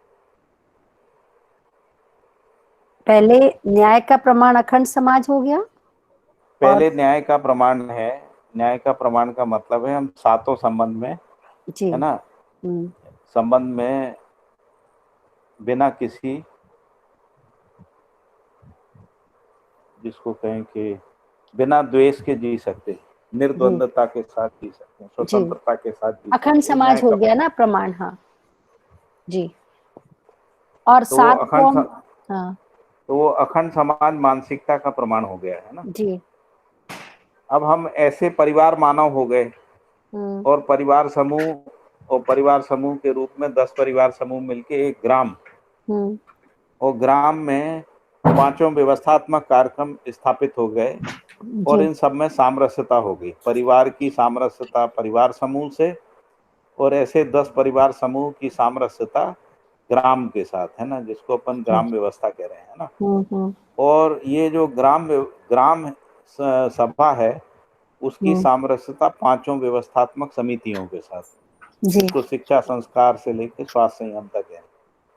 तो ये जो परिवार से लेके व्यवस्थात्मक कार्यक्रमों की जो सामरस्यता है ना, इसी का नाम है, जिसको अपन कह रहे हैं कि स्वराज्य का प्रमाण आ गया जी। तो हम जैसे ही व्यवस्था में जीते हैं तो स्वतंत्रता का प्रमाण आता है ना जी। और जैसे ही हम व्यवस्थात्मक कार्यक्रमों में एकत्व सामरस्यता के साथ, एक सूत्रता के साथ जीते हैं, वो स्वराज्य का प्रमाण हो जी। अब ये स्वराज्य का वैभव बढ़ता है क्रमशः, जो 10 सोपानों तक जाता है जी। तो जिसको स्वत्व कह रहे हैं, वो जिसको स्वायत्त मानव कह रहे हैं, वही स्वत्व है ना जी।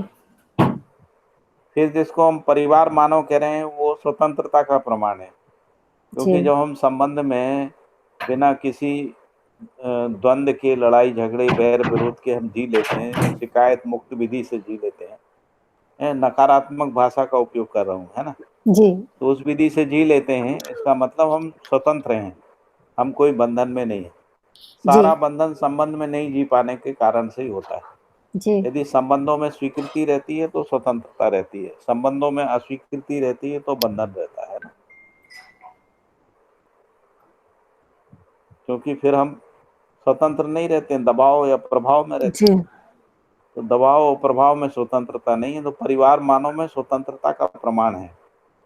समझदार मानव में, जिसको समाधानित मानव या स्वायत्त मानव कह रहे हैं, उसमें स्वत्व का प्रमाण है, है ना। परिवार में स्वतंत्रता का प्रमाण है ना। परिवार से फिर जब हम व्यवस्थात्मक कार्यक्रमों तक एक सूत्रित हो जाते हैं तब स्वराज्य का प्रमाण है। जी इसके बाद इसका वैभव है।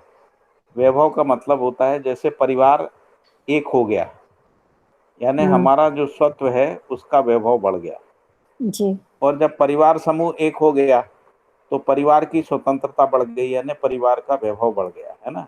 जी और जो ग्राम का वैभव कैसे बढ़ेगा, जब ग्राम समूह सभा तक एक सूत्रित हो जाएगा जी तो ये ग्राम का वैभव बढ़ गया, है ना। फिर ग्राम समूह सभा, तो ऐसे ग्राम समूह सभा 10, ऐसी 10 ग्राम समूह सभा मिलके, है ना, जिसको अपन मंडल कह रहे हैं, मंडल तक यदि एक सूत्रित हो गया तो ये उस समूह सभा का वैभव हो गया। जी तो इस तरीके से स्वत्व, स्वतंत्रता और स्वराज्य का वैभव 10 सोपानों तक, है ना, जी वो उसका वैभव का विस्तार है, जिसको अपन, उसी को अपन मानवीयतापूर्ण आचरण के रूप में अखंड समाज सार्वभौम व्यवस्था को सह अस्तित्व का वैभव कह रहे हैं, है ना। मानव के सह अस्तित्व में जीने का वैभव, इस तरीके से हम उसको पहचान सकते हैं। जी वही अखंडता, अक्षुण्णता का और एकता का प्रमाण है ना। एकता, अखंडता, अक्षुण्णता, और क्या एक शब्द आया था, अक्षुण्णता, ये जो अक्षुण्णता, अक्षुण्णता, अखंडता, अखंडता और सार्वभौमता, सार्वभौमता। हाँ, और एकता भी, है ना। एकता का भी प्रमाण है, एकत्व का प्रमाण है, एकत्व। हाँ क्योंकि अस्तित्व सह अस्तित्व रूप में दो नहीं है, एक है ना। जिसको हम जी वैसे फिलॉसफी की भाषा में कह सकते हैं अद्वैत है, दो नहीं जी है ना। क्योंकि हम्म अविभाज्य वर्तमान है ना, तो हम्म, इसलिए दो नहीं है, एक ही है। जी तो जो एक है उसका अनुभव होना ही तो सह अस्तित्व का अनुभव है। जी जी यानी हम, जैसे हम किसी संबंध में हम दो नहीं हैं, हम एक हैं, हम्म इसका जो हमको अनुभव हो जाए, इसी का जी नाम है सह अस्तित्व में अनुभव। जी हम दो नहीं हैं। जैसे हम लोग कल बात कर रहे थे ना जी कि इस वातावरण में जो भी ठंडी, गर्मी और बरसात होती है, तो जो भी मौसम होता है उसका असर हमारे शरीर पे आता है।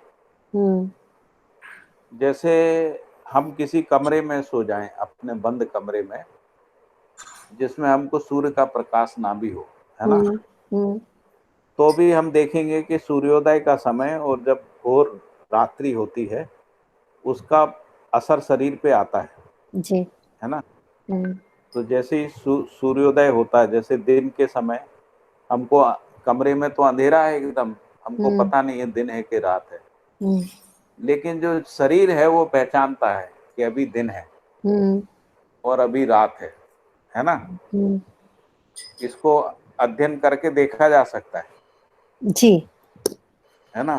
तो इसीलिए जैसे कोई आदमी कितना भी बंद कमरा करके रात दिन में सोता है हम्म और वही व्यक्ति रात में सोता है, उसके सोने में अंतर आ जाता हम्म है ना।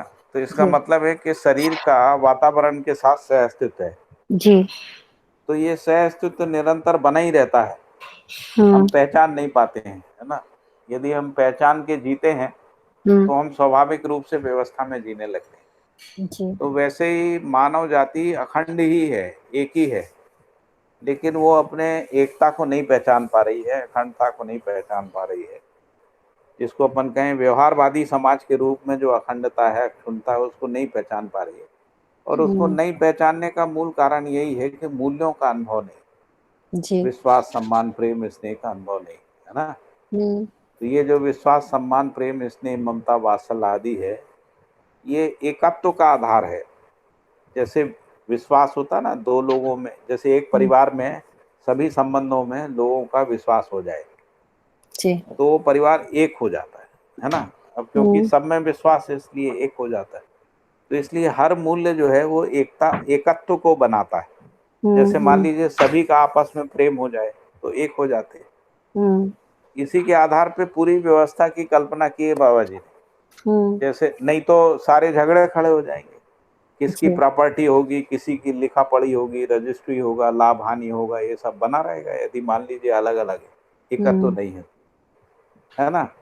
तो सारा झगड़ा, इनका मकान बड़ा, उनका मकान छोटा, है ना, प्रॉपर्टी का राइट किसके पास रहेगा, जिसके पास रहेगा वही मानेगा कि ये मेरा है, नहीं तो दूसरे के मकान में रहेंगे तो दूसरे का है। ऐसा ये सब झंझटें जो परंपरा में बनी है, उसका मूल कारण है परस्परता में विश्वास नहीं है।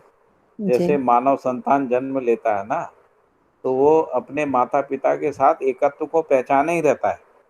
तो इसलिए उसके अंदर ये प्रश्न ही पैदा नहीं होता, मेरा घर उसका घर, ये मेरे संबंधी उसके संबंधी, वो सब कुछ रहता नहीं है ना। वो तो संबंध में उत्सव पूर्वक जीता जी है ना, एक बिल्कुल निर्द्वंद निर्दोष है ना, उस भाव से जीता है ना। उसमें कोई भय भी नहीं रहता है ना। जी फिर जैसे ही अपना पराया आता है उसके साथ भय, यानी वो एकत्व टूटता है धीरे धीरे।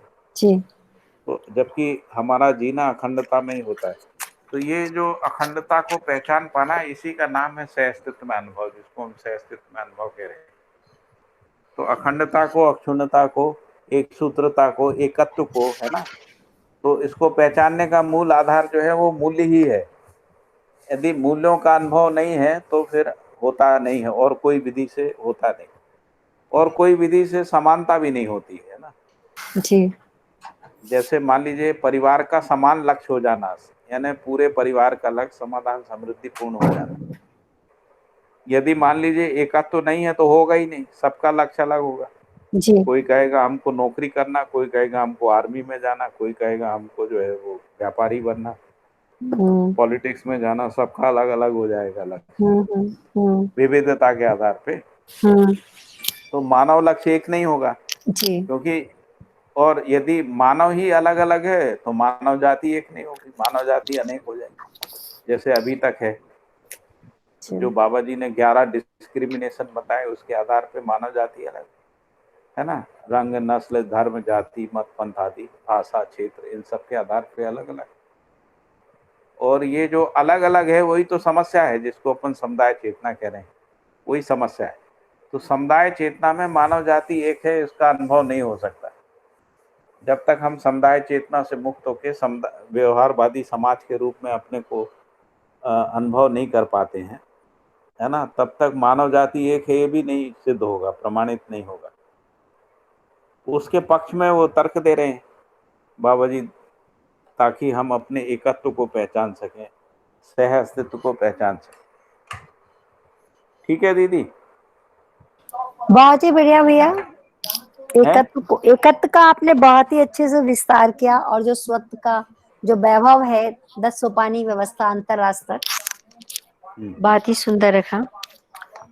एक्चुअली वो आपने 3 पॉइंट रखे थे ना, तो वो एक में मिस कर गई सुनते समय।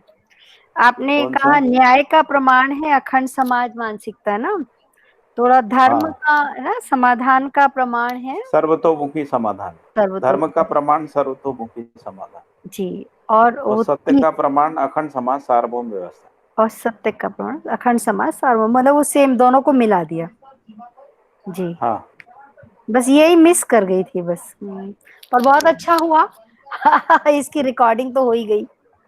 जी जी जी जी, बहुत मेरा भी एक पॉइंट मिस हो गया भैया। फ्लो बहुत अच्छा रहा। कौन सा वाला पद्मा बहन? ये का तो समझ में आया, अखंडता समझ में आया, और अक्षुण्णता क्या है? अक्षुण्णता,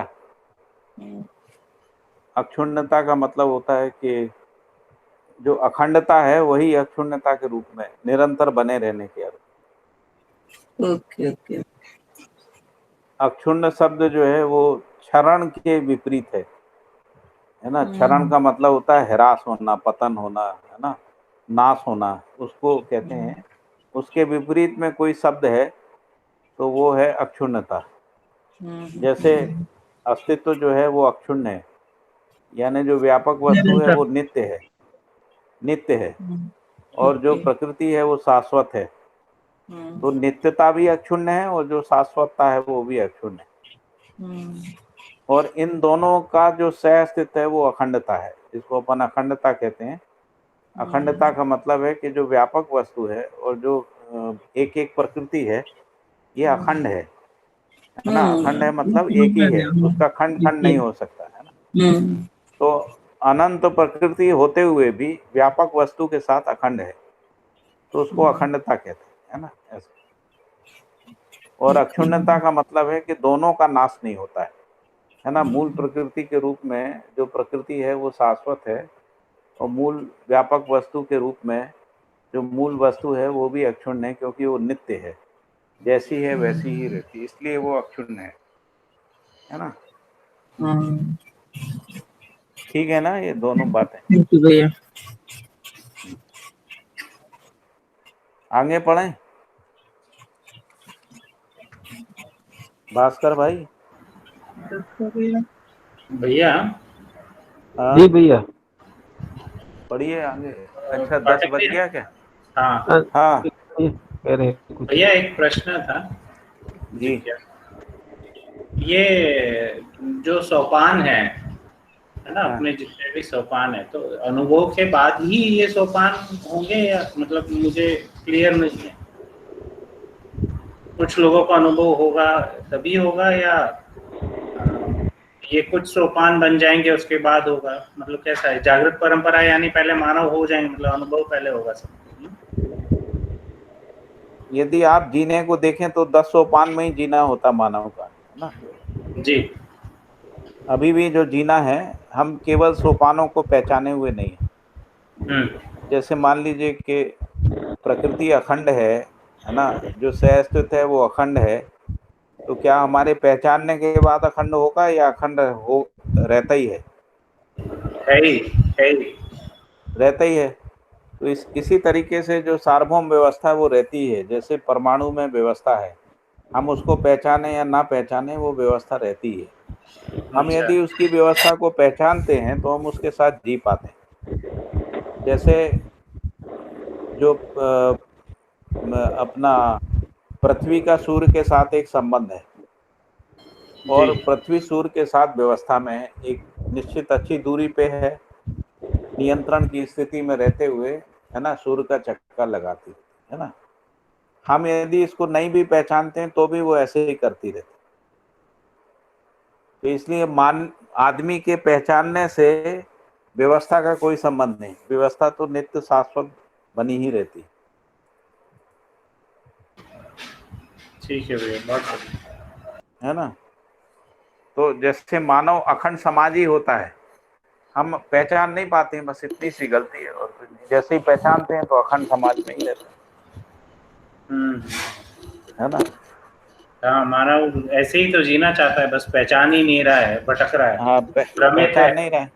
भ्रमित है, और कुछ नहीं है जैसे बस। जैसे अभी हम लोग कहते हैं ना, मेरे माता, मेरी पिता, मेरा भाई, मेरा बहन, है ना, ऐसा बोलते हैं। तो हम मेरा के रूप में अपनत्व को ही तो बताते हैं कि हम जो है, हम एक परिवार हैं, ऐसा हम एक हैं, है ना। जी। तो हमारे पूरे परिवार में किसी को भी कोई दुख देता है तो हम कहते हैं आप हमको क्यों तकलीफ दे रहे हैं ना। तो हम ये नहीं कहते आपने हमारे भाई को तकलीफ दी, हमको, क्योंकि हम एक हैं ऐसा मान के ही हम व्यवहार करते हैं।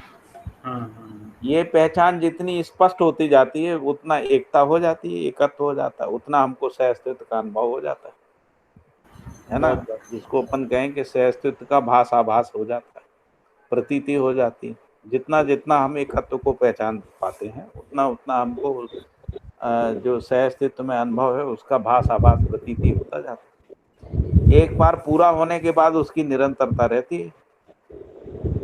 जैसे आभास हमको एक बार हम तर्क सम्मत हो गए तो हम उस तर्क की निरंतरता के साथ बने रहते है ना। जी भैया। ऐसा है। जो मुख्य बात ये भी है ना इसमें कि एकत्व का आधार तो मूल्य है और मूल्यों का साक्षात्कार है। बिना मूल्यों के साक्षात्कार के आप एकत्व होने की पहचान भी नहीं कर पाएंगे ना। मानव में जो पहचान हुई है वो स्थूल वस्तुओं की हुई है ना। हाँ, भास आभास में तो है ही ना एकत्व। भास आभास में तो है ही। भास आभास में विश्वास भी है, एकत्व भी है, अखंड सम्मान भी है, सब कुछ बना ही हुआ। हाँ। अभी माँ के साथ जो संबंध है या बेटी के साथ जो संबंध है वो है ही ना एकत्व के रूप में, सिर्फ वस्तु से थोड़े। बाबा जी ने कहा है विश्वास विहीन कोई नहीं होता है, जी विश्वास से रिक्त मुक्त कोई नहीं होता है ना। जी मानव संतान जन्म लेती है तो उसका अपनी माँ के साथ विश्वास रहता है, तो विश्वास के साथ ही जन्म होता है ना जी मानव संतान में। अब ये जो विश्वास का वैभव है वो बढ़ना चाहिए, वो घट रहा है, ये जी समस्या है। जी है ना, जो माँ के साथ पहचाना वो पिता के साथ बन जाता है ना, तो माता पिता के साथ हो जाता है विश्वास। फिर धीरे धीरे बच्चे का विश्वास अपने भाई बहनों के साथ हो जाता है। कुछ समय के बाद जो है, जब वो औपचारिक शिक्षा में समाज में जाता है या धर्म गद्दी, राजगद्दी और व्यापार गद्दी के चक्कर में पड़ता है, तब ये विश्वास टूटता है ना। भाइयों से टूटता है, फिर माता पिता से भी टूट जाता है। जितना जितना वो स्वार्थी होता जाता है उतना उतना ये विश्वास टूटता जाता है। तो मतलब ऐसा नहीं है कि विश्वास से रिक्त पैदा होता है मानव संतान। वो कह ही रहे हैं कि न्याय का याचक होता है, न्याय का मतलब ही विश्वास है ना, तो न्याय का याचक ही होता है उसमें विश्वास की प्रवृत्ति रहती है।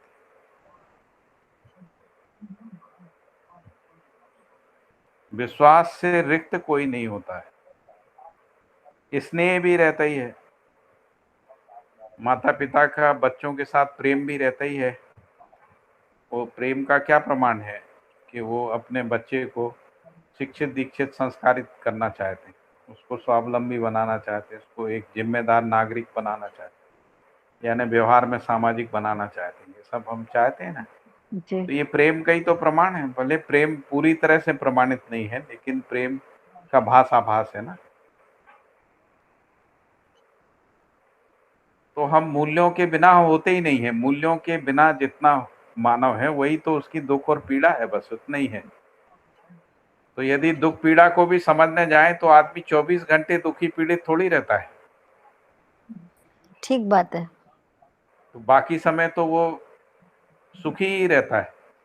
जी यानी हाँ जब तक वो विश्वास में रहता है तब तक सुखी रहता है, जैसे ही विश्वास कम होता है दुखी हो जाता है ना।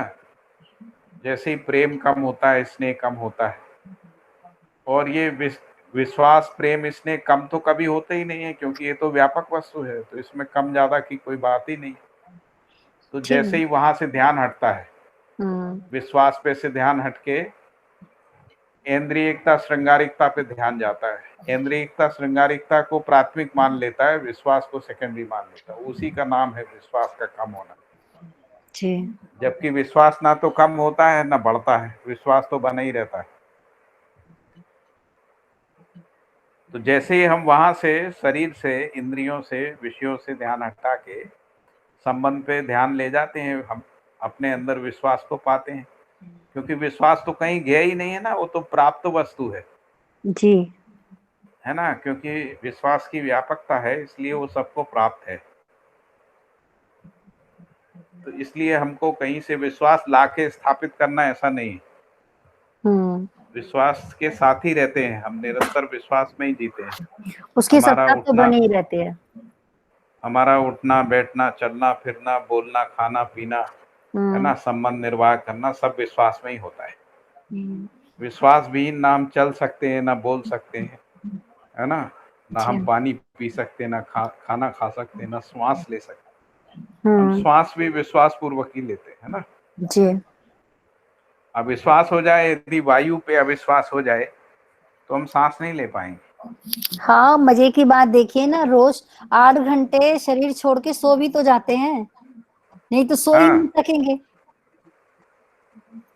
वही तो विश्वास है कि हम जग जाएंगे, मरेंगे नहीं जग जाएंगे और शरीर को कुछ होगा नहीं, शरीर को होगा नहीं। तो ये जो विश्वास है वो बना ही रहता है। तो हम जितना पहचानते हैं उतना हम सुखी रहते हैं। जैसे ही हम इससे दूर होते हैं दुख बढ़ना शुरू हो जाता है। हमको शुरू में प्रलोभन बस आसक्ति होती है, तो हमको ऐसा लगता है कि विश्वास से ज्यादा सुख जो है हमको वस्तुओं में हो गया है। थोड़े समय में ही पता लगता है वो सुख नहीं है, दुख है ना। और वो जो सुख भास रहा है वो केवल प्रलोभन बस भास रहा है, वो भी भास रहा है नहीं। वो भी भास रहा है नहीं। भैया भास रूप में तो हाँ जी ये बोलिए। सोते टाइम भी शरीर भले सो रहा है पर जीवन जग रहा होता है ना, वो सतर्क ही रहता है शायद, मतलब ऐसा एकदम कुछ भी रात को ऐसी कोई जो ध्वनि भी आती है जो कि मतलब तो जग जाता है। हाँ जग जाता है, मतलब हमारे शरीर को पूरे बचाने के अर्थ में रहता ही है जीवन। बिल्कुल रहता है जी भैया। सही कह रहे हैं। सुनील अंकल समझ रहे हैं ना भैया इसको ऐसे? हाँ, कृपा बोल रही कुछ, क्या बोल रही है? जी, हमारा जो शरीर है ना वो तो सो ही रहा है, लेकिन हमारे माइंड में विचार चल रहे हैं। हाँ, वो चलते रहते हैं, स्वप्न के रूप में चलते रहते हैं। हाँ सही बोला। शरीर सोता रहता है लेकिन जीवन जगता रहता है, क्योंकि विचार चलता रहता है, आशा बनी रहती है, इच्छाएं भी बनी रहती है। जीवन का क्रियाकलाप जो है वो चलता रहता है। यहाँ तक यदि आप कोई समस्या है और रात में सो जाएं उस समस्या को सोचते सोचते, तो सपने में समाधान भी आ जाता है कई बार, क्योंकि जीवन क्रियाकलाप चलता रहता है। बहुत सारे लोग बताते हैं गणित का कोई प्रॉब्लम सॉल्व नहीं होता है, हाँ बहुत तो बार सपने में आ जाता है।